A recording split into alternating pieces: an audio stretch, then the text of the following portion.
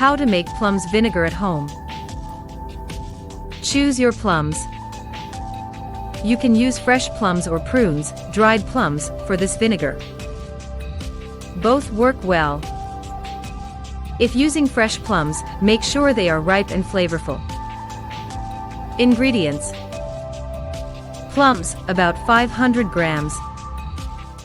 Basil leaves, about 12 leaves.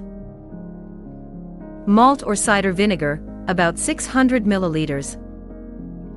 Granulated sugar, about 350 grams. Step-by-step instructions. Hulling the strawberries. Hull the plums, remove the pits, and wash them in cold water. Let them drain and dry on a clean cloth. Place the plums in a large container with a lid. Tear the basil leaves over the plums.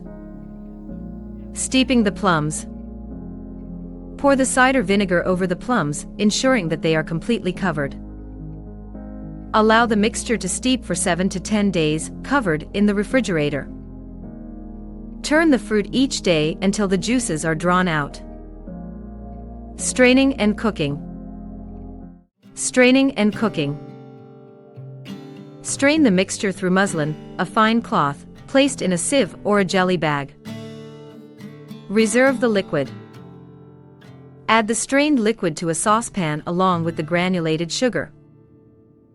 Bring the mixture to a boil and then cook at a boil for 5 to 6 minutes, stirring until the sugar is dissolved.